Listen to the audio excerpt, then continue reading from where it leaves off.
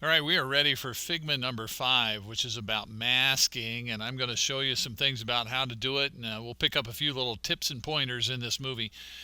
First of all, let's look at an example. Masking is when you have a shape and you kind of put an image inside it. So you see these examples right here. I've got some flannel patterns, and the idea kind of being like, what if you were making an app for an outdoor clothing company and they sell flannel shirts and they want to show the flannel patterns that they have available. Now, the shape of these buttons probably isn't the way that you would make them on an app, but the idea here is that you see these shapes that have the flannel images inside them, and that's what we're going to work on doing here today. This is an example of it, so I'm going to go back here to my main files. I do want to show you that on Google Classroom, this is Q2, week 7, and here's Monday. It's Figma number 5, and the flannel things that I'm using in this demo are available for you. If you don't want to use them, you don't have to, but you need 5 pictures, and you could use something else if you want, but they're right here available for you to download and use if you wish. And there is a handout here that kind of takes you through it as well. The handout looks like this.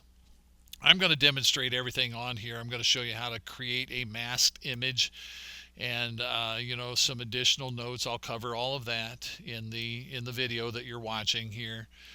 So make sure you share it when it's all done. Click share and turn it in on Google Classroom when you're all finished with it. Okay, so let's get back here and get to work.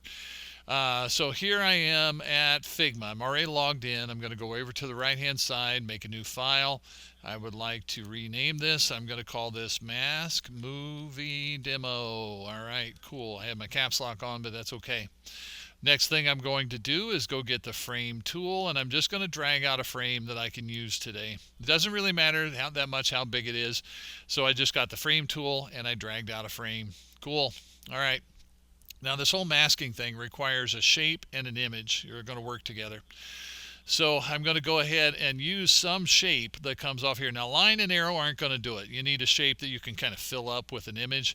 I will start with a rectangle. That's maybe not the best choice, but I want to show you something here. I'm going to start by drawing a rectangle, and then I'm going to curve the edges a little bit. That does make it a little bit better, in my opinion, that if we curve the edges.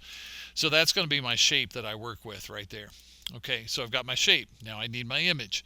Remember, we did a lesson on this. If you go over to where the rectangle tool is, and you drop down that menu and you do place image, you can go hunt for the image that you have saved, and I'm going to use these flannel patterns that I showed you earlier. All right, so I'll just start with this kind of yellowish one here. I'm going to open that, and I'll drag it out. All right, now here's the next step. I have a shape and I have an image. I'm going to take the image. I'll use the arrow tool. I'm going to put the image on top of the shape. That seems kind of weird, but follow. It works. So I'm going to do that. But the image on top of the shape. I'm going to come out here with my arrow tool and click and drag, kind of marquee my way in like this so that it selects both of those things. It does, even though the shape is under the image, it selects both of them. And then I'm going to come up here to the top middle where this button looks like a moon. It says Use as Mask. So I'm going to go ahead and click that.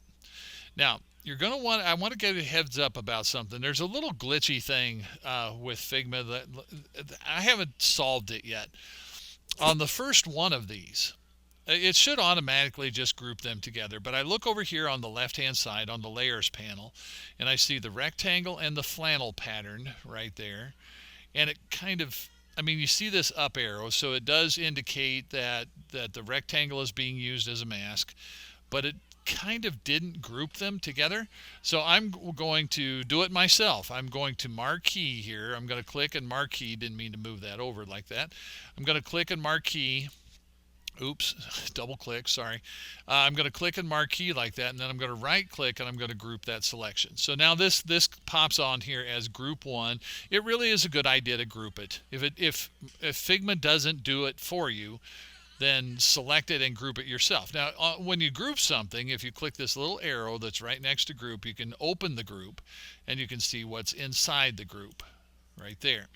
And the thing that you can do when you have a group like this is you can select either item. Like if I decide, I want that rectangle to be a little thinner, I could click on the rectangle and I could go grab a handle here and I could make it a little bit thinner. If I think I want to do something to the picture, I could click where it says flannel pattern here. That's the flannel, and I could move it around and kind of reposition it. Or if I wanted to, make it bigger, make it smaller, whatever I felt like I needed to do. Right? So I can edit those individual objects by opening the group and then clicking on the object that I want to work with, either the rectangle or the flannel, either one. And when I'm done editing, I can close the group back up. There's a little arrow next to where it says group, and I can open it or close it. Now I could also, and this is kind of up to you, I could rename this. I'm going to call that yellow, because that's the yellow flannel pattern. All right, so let's make another one of these. I'll close that group up, and I want to show you, what I think is going to happen here. All right, so again, here's how it starts off. It starts off with a shape. I'm going to make a polygon. When you go to the Polygon tool and you drag it out, it always just makes a triangle. Okay, but let's look at something. This little bubble right here on the bottom right-hand corner, if you click it and drag it up, oh look, it's changing the count of the sides. So I'm up to a hexagon now, and there's 7 sides, 8 sides, 9 sides. Now the more sides you get, the closer this gets to being a circle. And you can, I think the lowest you can go is 3. I don't think it'll go down to 2. That would be a line. All right, so you could make that, you can pull that count thing up or down like that. Now you can also, this little bubble right up here at the top is for the corner radius, and you could curve those corners a little bit if you wish. So I'm showing you some things about the Polygon tool that we kind of haven't talked about to this point. The number of sides, right, the count over here, and the radius over here. Now I do want to show you that way over here on the right hand side, you can also control those same things. When you're working with a polygon, there's a setting over here on the top right hand side in the properties panel for count, and you can change it here, and for radius. You could change that here as well. If you like to have real specific control over it, you can do that over here on the right hand side. All right, so I'm going to use that as my shape. Now let's go place my image, and I'm going to use the red flannel. I'll drag it out, and again, just think through the steps here. You take your image, you put it over the shape, you marquee so that they are both selected, and you come up here and you click the Use as Mask button. Now, I want to show you this over on the left-hand side. This time, Figma did what I expected it to do on the first one. It already created a group for me. If you look over here on the left-hand side and it says Mask Group, then you don't have to group it. It did it for you. And it should have done it on the first one. I don't know why it didn't, but it didn't. But it did on this one. It says Mask Group, and you can see my polygon is there and my flannel is there. I can still edit those if I want to. And if I want to move the whole thing around at all, I can just click where it says Mask Group here, and I can move the whole object, or I could make it bigger if I wanted to. That I could select the whole thing and make the whole thing bigger. And then I could rename it, right? I could right click and rename, and that's my red flannel, and okay. And again, I can open that and close that group by using that little tiny arrow that's next to where it says red, like that. Okay. All right, now a few more things. This time on my third one, I'm going to use a star. So when you drag out a star, you're going to get just the typical standard 5-pointed star. But once again, it's got these little bubbles that are on kind of toward the top right, and I want to show you these, and they're similar to what you just saw. I can change the count. If I grab that one right there and raise it up, it'll go up to count. If I raise it down, I think 3 is as low as you can go. I don't think you can go down to 2, but you can go to 3, 4, 5, 6, 7, 8. You can make as many points on the star as you want. All right, so I've got it up to 8. This bubble right in here that's in toward the center is for the ratio, and you can see what it does. Look what it does.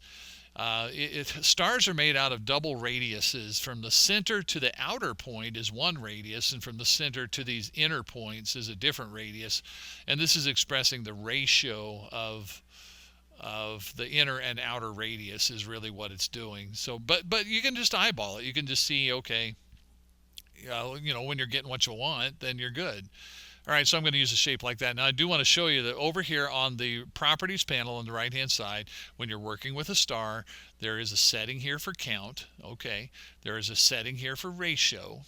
Okay. There's also a setting here for corner radius as well, and that's the bubble that's right at the top. I could bend the corner radius if I wanted to, and curve those corners. So all of those things are also located right over here on the Properties panel, along with things like the X and Y location, the width and the height, the rotation of the object. There's a whole bunch of stuff over here that you can work with. Okay, so now I've got my shape that I'm going to use, and I'll go place an image. Whoops, I'm sorry, I missed. I'm going to get my green flannel, put the flannel over the shape, marquee in so that you select both, mask group. And again, if you'll look over here on the left hand side, it created a group for me. I wish it had done that for me on the first one, but it didn't. The group is created. It's called mask group. It has my star in there. It has my flannel in there. I could click and edit either one of those if I wanted to. I could rename my group. I'll call that green. And I could close the group up. If I don't want all of that clutter over here on my layer panel, I can either open or close that group. All right. Now I'm going to do one more because I want to show you one more thing, and then I'll bail out of this movie and you're off and running. So, you know, I didn't do an ellipse, so you could do that. You could make one out of an ellipse, of course. I used the rectangle, the polygon, the star, but you can also use this pen tool, or there's a pencil tool hiding underneath that. You could try that too. It's probably more freehand drawing than the pen tool, but I'm going to use the pen tool. I just want to show you something about it. All right, so for the pen tool, if I take that pen tool and I don't know if this would be a thing that would be very typical, but I'm just kind of going click, click, click, click, click. I'm just clicking to drop anchor points, and I'll click back where I started to close that. And so I made a shape like an arrow, right? I just click, click, click, click, click, click, click, click, and I made a shape like an arrow.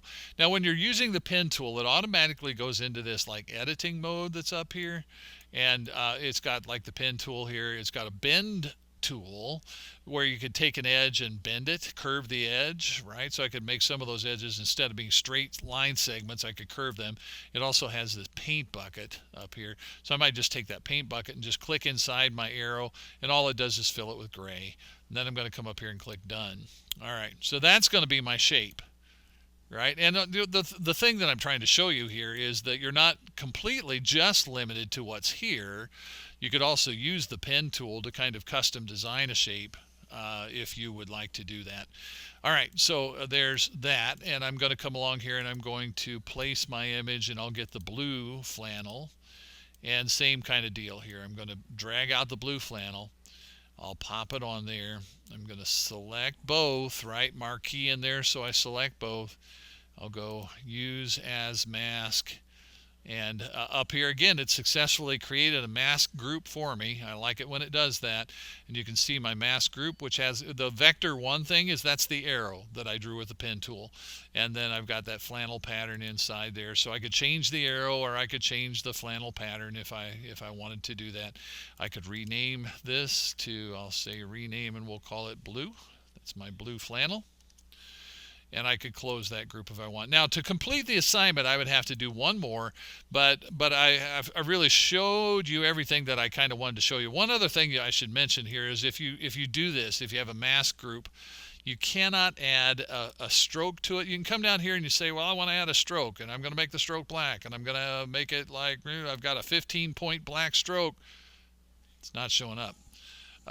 These features like stroke and effect and all of that kind of thing don't work on a mask group. They don't work. And we'll talk about that more tomorrow in the lesson that's coming tomorrow. Just a heads up there. All right, so this is the idea. You would have to, like I said, don't turn in 4 of them. You have to do 5 of them to complete the assignment. But I don't think you need to watch me do another one. You make a shape, you get an image, you put the image on top of the shape, select them both, use the Use As Mask button at the top. It should create a group for you. And that is it. All right, have at it.